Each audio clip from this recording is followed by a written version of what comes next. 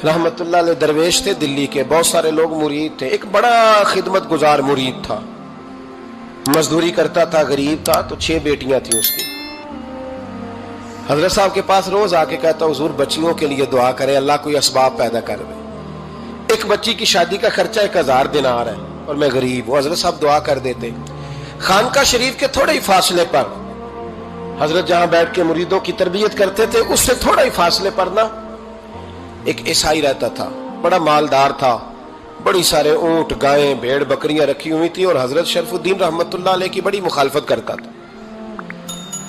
और ये जो आपका गरीब मुरीद था, ये उसका पड़ोसी था। एक दिन बुला के ना उनको कहने लगा कि तू किधर जाके जो है वो टकरे मार रहा है, वहां तुझे कुछ नहीं मिलने वाला। वो तुझे क्या देंगे जिनकी खानका खुद चंदे पे चलती है, मदरसा चंदे पे चलता है, मस्जिद चंदे पे चलती है, तेरी बेटी का मामला कहां हल होगा? तो उस दरवेश ने कहा कि तू मेरे पीर को नहीं जानता, तू अजय मेरा महबूब नहीं डिठा, तो पता नहीं ना, तू इस रास्ते का मुसाफिर नहीं, तू नहीं जानता। उनका बस चले ना तो वो हर कीमत में मेरी बेटियों की शादी करा दे। अब वो ईसाई था, कहने लगा अच्छा चलो ठीक है, अगर इतनी बात है ना तो जाओ उनसे जाके कह दो कि 6 साल के लिए मेरे साथ मुआहदा कर लें, वो मेरे जानवरों को चारा डाल दिया करे, 6 साल ड्यूटी करे, मैं 6000 दिनार दे देता हूं। वो मेरे साथ 6 साल मेरे जानवरों को चारा डाले, रखते हैं ना आप चारा डालने के लिए, एडवांस पैसे दे के। अब तो लोग उन्हें भी गुलाम ही बना लेते हैं, बड़ी थोड़ी तनख्वाह देते हैं, जुल्म करते हैं, पूरा मुआवजा नहीं देते। हजरत शेख शरफुद्दीन के बारे में वो कहने लगा, जो अपने पीर से जाके कह के मेरे जानवरों को 6 साल चारा डाले, मैं 6000 दे देता हूं, तू जो कहता है हर कीमत पे जाने को तैयार है। उसने जब ये बात की तो मुरीद ने नाराज हो गया, वो लड़ाई हो गई, गिरबान पकड़ लिया, झगड़ा हुआ, बात बड़ी दूर गई। इस तरह की बात करता मेरे हजरत के बारे में, तेरे जैसे कई मैं वहां काम पे रखा दूं। जब वो बड़ी बहस हुई, बात मोहल्ले में, इलाके में फैल गई, दुनिया ने सुन ली, तो शेख शरफुद्दीन तक भी पहुंच गई। इस तरह झगड़ा हुआ है। लोग सो गए इशा की नमाज के बाद। हजरत साहब ने ना सर पे कपड़ा लिया, उस ईसाई के दरवाजे पे दस्तक दी, वो बाहर आया, फरमाने लगे लोग तो सोच समझ के मुलाजम रखते हैं, तूने भी तो सोच ही लिया होगा, तभी तो मुझे ऑफर की है। तू अपनी ऑफर पे कायम है, वाकई मुझे रख लेगा और 6000 दिनार दे देगा? कहने लगा जा बाबा काम कर अपना। फरमाया नहीं, तूने इतने लोगों में बात की, इतनी बहस हुई, तो कायम है? कहने लगा मैं तो कायम हूं, पर आपने नहीं कायम रहना। फरमाया मैं सोच समझ के आया हूं। उसने कहा आप ड्यूटी करेंगे, भैंसों को चारा डालेंगे? फरमाया एक शर्त, बस जब अजान हो जाए ना तो मुझे रब की नमाज पढ़ने की इजाजत दे देना, बाकी सुबह शाम जो तू कहेगा। अगर उस गरीब की बेटियां ब्याही जाए तो मुझे और क्या चाहिए? उसकी 6 बेटियों का बोझ है उसके सर पे, तू मुझे रख ले। अल्लाह अकबर। वो कहने लगा चले पे मेरे साथ खते बंदगी कर ले। आजकल हम स्टाम करते हैं, उस जमाने में खते बंदगी होता था, गुलामी का खत, काजी शहर के पास, यानी उसका ख्याल था कि चलो स्टाम की बात करूंगा तो भाग जाएंगे। फरमाया चल मैं तैयार हूं। काजी तक गए, तय हो गया, 6000 दिनार दे दिए। हजरत ने मुरीद को बुलाया, फरमाया पुत्र ये ले जा, जा मेरी बेटियों को रवाना कर दे। कहने लगा हुजूर ये क्या कर रहे हो आप, कुछ सोचे? फरमाया यार जब तुझे बेटा बना लिया तो फिर मेरी पोतियां तो लगती हैं ना, मेरा हक तो बनता है ना, जा जाके ड्यूटी कर, उनको ब्याह दे। बात फैल गई, बादशाह भी अकीदतमंद था, वो 12000 दिनार लेके पहुंचा। क्या बताऊं इन रब के बंदों का दिल कैसा होता है, क्या दर्द होता है, क्या रंग। 12000 दिनार लेके बादशाह आया और आके हजरत को पेश किए, का हुजूर आप दें इस ईसाई को डबल दें और जाए काम करें।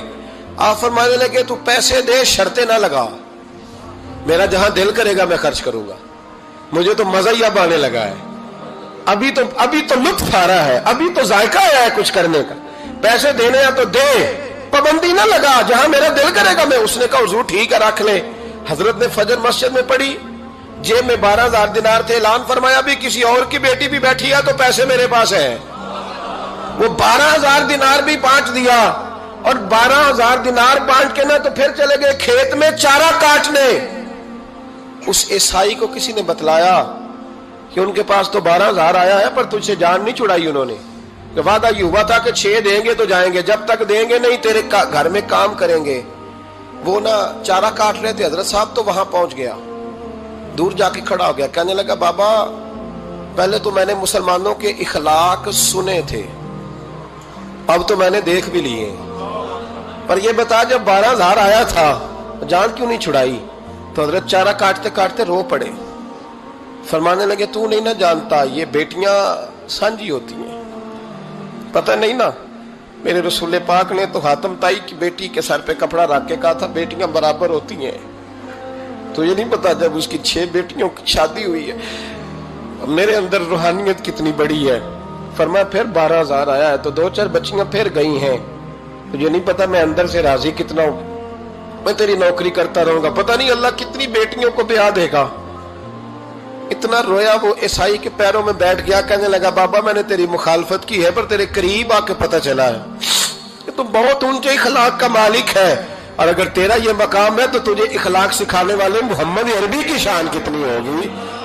ظالم کی بولیے جاتے نہیں لوگ جھوٹے گواہ بن کے. وکیل صاحب کو نہیں پتا ہوتا کہ یہ بندہ مجرم ہے جو میرے پاس آیا؟ کیا مجرموں کے وکیل نہیں ہوتے؟ بولے تو اس کو پتہ نہیں ہوتا وکیل صاحب کو کہ یہ صاحب مجرم ہے، میرے پاس مقدمہ لے کے آئے. اور اگر بے ادبی نہ ہو جائے تو میرا خیال ہے قاضی عدالت کو بھی پتا ہوتا ہے کہ مجرم کون ہے اور مظلوم.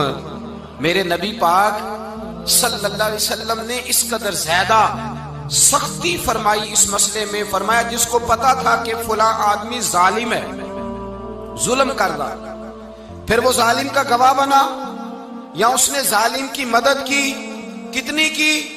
شارحین لکھتے ہیں چاہے اس نے ایک جملہ بول کے کی، چاہے ایک، سارے بولیے، چاہے ایک غریب کو اس نے ظلم کیا تو کہتے ہیں علاج یہ سی، چاہے ایک جملہ بول کے کی. شارحین اس حدیث کی شرح میں لکھتے ہیں ایک جملہ بول کے چاہے مدد کی.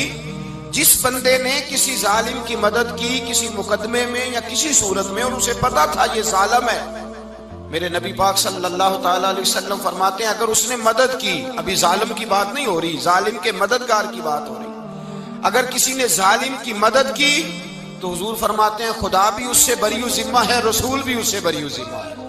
سنبھال کے رکھے اپنی نمازیں، قربانیاں، حج، زکوٰۃ سنبھال کے رکھے. اگر ظالموں کا مددگار ہے، الیکشن آ لینے دے، آپ کو نظر آ جائے گا کون کون ظالموں کا مددگار ہے، نظر آ جائے گا. اپنی جیب سے لوگ پیسے دے کے ظالموں کی مدد کریں گے، ان کے فلیکس چھپوائیں گے، بورڈ لگوائیں گے، جیبوں سے پیسے دے کے. ہم نے خود آگ لگائی ہے چمن میں اپنے، بے سبب گردشی ایام کو الزام نہ دو، ہم نے خود نور کا ظلمت سے کیا ہے سودا، کر کے توہین سحر شام کو الزام نہ دو.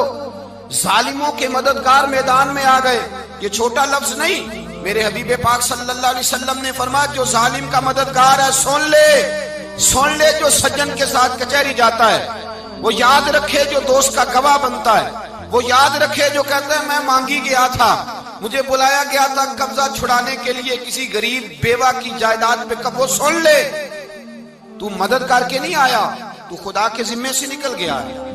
رسول پاک نے فرمایا تیرا میرا تعلق ختم ہو گیا، تو ظالم کا مددگار ہو گیا. پھر تو کہتا میں بے چین ہوں، میں بے قرار ہوں، میں آزمائش کا شکار ہوں. پلٹ کے دیکھ تو صحیح تیرا گناہ کتنا بڑا ہے. میرے نبی پاک صلی اللہ علیہ وسلم کا ایک اور فرمان سن لیں، ابن ماجہ ابو داؤد میں موجود ہے. اس حدیث کو آپ نے یاد کر لینا ہے. کر لیں گے انشاءاللہ؟ سارے کہیے انشاءاللہ کر لیں گے یاد. حضور صلی اللہ علیہ وسلم نے فرمایا اگر تو ظالم کی مدد کرے گا نا، یہ لفظ دل کی تختی پہ لکھ لینا، یہ مکافات عمل ہے، مکافات عمل دنیا، ادھر کرو گے تو ادھر بھرو گے. فرمایا اگر تو کسی ظالم کی مدد کرے گا، سن لے حضور کا فرمان ہے، اگر تو ابن ماجہ ابو داؤد سیاہ میں موجود ہے، فرمایا اگر تو کسی ظالم کی مدد کرے گا تو رب تعالیٰ مرنے سے پہلے تیرے اوپر بھی ظالم کو مسلط کر دے گا. تیرے اوپر بھی ایک دفعہ ظلم ضرور ہوگا اگر تو ظالم کی، وہ کسی صورت میں بھی ہو سکتا ہے، کسی صورت میں بھی تیرا بیٹا ہی اٹھ کے ظلم کر دے گا، تو الجھ جائے گا، کسی نہ کسی جگہ تیرے لیے تباہی کا سامان ہوگا، تیرے اوپر ظلم ہوگا، اس لیے کہ تو ظالموں کا مددگار ہے. چاہیے یہ تھا کہ تو مظلوم کی مدد کرتا، انسانی ایمانی یقین کا فریضہ سر انجام دیتا، تو ظالموں کا مددگار ہو گیا. ٹٹول کے دیکھ لیں، رزلٹ نکال کے دیکھ لیں، ہمارے زمانے میں ظالموں کے مددگار زیادہ ہیں. اتنی لمبی زبانیں نکال کے ظالموں کی مدد کرتے ہیں، بڑے بڑے کالم نویس اللہ نے انہیں قدرت دی لکھنے کی، تو اپنا قلم ظالموں کی مدد میں خرچ کرتے ہیں۔ وہ لوگ جن کو اللہ تبارک و تعالیٰ نے قدرت دی، ہمت دی، طاقت دی، کچھ لوگ ان کے حلقہ احباب میں، وہ اپنے لوگوں کو استعمال کر کے ظالموں کی مدد کرتے ہیں، ظالموں کی مدد کرتے ہیں۔ میرے نبی کریم سید عالم نور مجسم صلی اللہ علیہ وسلم نے فرمایا، اگر تو نے ظالم کی مدد کی تو جب تک تو توبہ نہیں کرے گا رب تجھ سے ناراض ہی رہے گا۔ اللہ تجھ سے، او بھائی جس سے رب بھی ناراض ہو گیا، نہ کھانا نہ پینا نہ سونا نہ جاگنا نہ نیند، پھر تیری ہر چیز تیرے لیے آزمائش ہو جائے گی، پھر تیرا سایہ بھی تیرے لیے خوف کا سامان بنے گا، پھر زندگی جیتی جاگتی لاش بن جائے گی، تو اپنے کندھوں پر اپنی میت اٹھائے پھرے گا جب تو ظالم کا مددگار ہوگا۔ اور نبی پاک صلی اللہ علیہ وسلم نے فرمایا ظالموں کا مددگار بھی ظالم ہوتا ہے، ظالموں کا مددگار بھی، سارے بولے ظالموں کا مددگار بھی نہیں، کو نہیں، آپ سارے نہیں بولے، ایک دفعہ بولے ظالموں کا مددگار بھی، پکی بات ہے، ظالموں کا مددگار بھی۔ اللہ اکبر، جس کا یارانہ ہو، جس کا دوستانہ ہو، جو کہے میں نے نا اس کو اوکھے ویلے کے لیے ظالم کو یاد رکھا ہوا ہے۔ کبھی مشکل میں رکھے نہیں ہوئے لوگوں نے ظالم دوست، کہتے میں نے رکھے ہوئے ہیں، بلکہ ہمارے دیہات میں تو کہتے ہیں میں نے بازو بنائے ہوئے ہیں۔ کس کو بازو بنا لیا؟ ظالم بھی کبھی بازو ہوتا ہے، جو ظلم کی تلوار لیے میدان میں کھڑا ہے۔ قارون، حامان، فرعون، نمرود کا حال نہیں لوگوں نے دیکھا؟ اپنے زمانے میں آپ نے کتنے لوگ نہیں دیکھے جن کے سائے سے، آواز سے لوگ کانپتے تھے؟ پھر پولیس کی گاڑیوں میں وہ اس طرح مردہ پڑے کہ دنیا نے تماشا دیکھا ان کا۔ یہ رنگ ہم نے دیکھے نہیں اپنے آنکھوں سے۔ فرمایا ظالم کا مددگار بھی، جو کار میں بٹھا کے لے کے گیا وہ بھی ظالم، جس نے چائے پلائی وہ بھی، جس شخص نے کھانا کھلایا وہ بھی، جو کچہری تک ساتھ گیا وہ بھی، جس نے فلیکس کے نیچے، بڑے شرابی کے نیچے چھوٹی اپنی فوٹو لگائی وہ بھی، جو ووٹ کی پرچی ڈالنے گیا وہ بھی۔ کہہ دینا باہر نکل کے کہ حضرت صاحب نے سیاسی تقریر کی ہے، کہہ دینا، پر بات تو سچی ہے نا۔ خو کرے ہم تو سے تھوڑا سا گلا بھی سن لے، خو کرے ہم تو سے تھوڑا سا بھی گلا۔ امام مالک کے پاس ایک بندہ آیا، اس نے کہا حضور میں درزی ہوں، ایک ظالم بادشاہ مجھ سے کپڑے سلواتا ہے، میں تو ظالموں کا مددگار نہیں نا۔ ایک ظالم بادشاہ مجھ سے، حضور میں تو مددگار نہیں نا ظالموں کا۔ جو فرمایا ظالموں کا مددگار بھی ظالم ہوتا ہے، تو کپڑے لے کے آتا ہے میں سی کے دے دیتا ہوں، ذمہ داری نہیں۔ یہ ایک آدمی دکاندار ہے، اس سے کوئی بندہ چیز خریدنے آئے گا تو تھوڑی کہے گا میں نے نہیں دینی، تو دے گا۔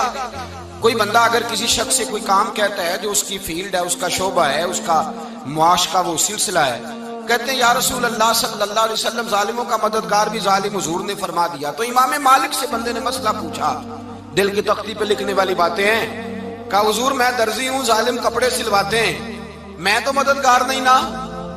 امام صاحب کہنے لگے نہیں، مددگار تو وہ ہوگا جو تجھے سوئی دھاگا فراہم کرے گا، تو پورے کپڑے سی کے دیتا ہے، تو خود بہت بڑا ظالم ہے، تو پورے سوٹ سی کے دیتا ہے، تو بہت بڑا ظالم خود ہے۔ مددگار تو وہ ہوگا جو تجھے دھاگا دے گا، جو تجھے بٹن دے گا، جو تجھے نلکی دے گا۔ جو ظالم سے اتنی نفرت ظلم کر کے بندہ ہے، یہاں تو ہمارے زمانے میں ہیرو بن جاتے ہیں لوگ، ظالم ہیرو ہے، لوگ اس سے ڈرتے پھرتے ہیں، گھومتے پھرتے ہیں، اور بہت سارے کم مزاج لوگ اس کے پیچھے ہاتھ باندھ کے پھرتے ہیں۔ ظالموں کی مدد کرنا، ظالموں کے ساتھ رہنا، یہ ظلم ہے، ظلم، یہ زیادتی ہے۔ میرے نبی پاک صلی اللہ تعالی علیہ وآلہ وسلم نے ارشاد فرمایا، یاد رکھو رب فرماتا ہے میں مظلوم کی مدد ضرور کروں گا، چاہے جلدی کروں چاہے دیر سے کروں، میں مظلوم کی مدد۔ اور حضور صلی اللہ علیہ وسلم نے فرمایا ہے، حضرت معاذ بن جبل کہتے ہیں حضور نے مجھے یمن کا گورنر بنایا، جب میں جانے لگا نا تو حضور نے بڑی نصیحتیں کی، بخاری میں موجود ہے، فرماتے ہیں جب میں پلٹنے لگا تو میرے رسول نے فرمایا معاذ ایک منٹ ٹھہر جا، ایک بات میری یاد رکھنا، اس کو نہ بھولنا۔ کہا حضور کیا؟ فرمایا دیکھنا کسی پہ ظلم نہ کر بیٹھنا، کہیں تجھ سے زیادتی نہ ہو جائے۔ محبوبہ پھر حضور نے فرمایا سن میرے معاذ، میں تجھے گورنر بنا رہا ہوں، زیادتی نہ کر بیٹھنا۔ یا رسول اللہ صلی اللہ علیہ وسلم کیا ہوتا ہے؟ تو میرے کریم نے فرمایا جب مظلوم دعا کے لیے ہاتھ اٹھاتا ہے تو عرش کا مالک کہتا ہے فرشتوں پیچھے ہٹ جاؤ، عرش کا مالک کہتا ہے فرشتوں پیچھے ہٹ جاؤ۔